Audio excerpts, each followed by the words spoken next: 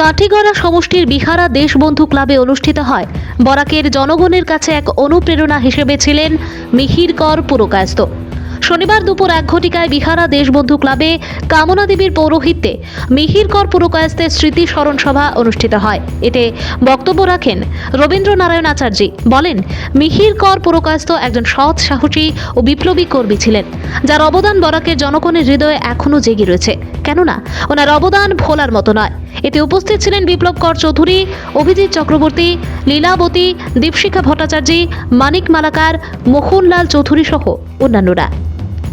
শোকসভার উদ্দেশ্যে যিনি মরেও অমর হয়ে আছেন আমাদের মধ্যে। আমরা এটা কথা জানি যে জীব মাত্রেই মৃত্যু অবশ্যম্ভাবী।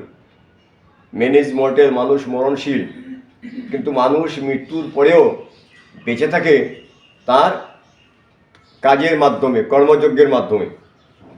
আমাদের মিহির কর পুরকায়স্থ এই অঞ্চলে বরাক উপত্যকায় যে আলোড়ন সৃষ্টি করে গেছেন, তিনি দীর্ঘদিন বেঁচে থাকবেন, তিনি অমর।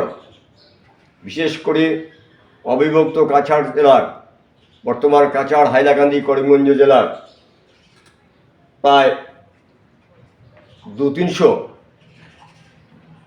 সেই সময়কার এনজিও ছিল। আমরা দেশবন্ধু ক্লাব সহ তাদের সাথে উনার ছিল একটা নারী সম্পর্ক। উনি 80-র দশকে, সম্ভবত 80-র দশকে তিনি আমাদের কাছাড় জেলায় ক্ষেত্রপ্রচার আধিকারিক হিসাবে জয়েন করেন। বিভাগীয় কর্মকর্তারাই সৃষ্টি করেছিলেন এবং আমরা, আমাদের পূর্ববর্তীরা যারা দেশবন্ধু ক্লাবের ফাউন্ডার ছিলেন, আজকে হয়তো অনেকেই নেই, কিন্তু যারা আছেন তারা কোনোদিনই মিহির কর পুরকায়স্থকে ভুলতে পারবেন না। এই দেশবন্ধু ক্লাবের জন্য উনি অনেক করেছেন।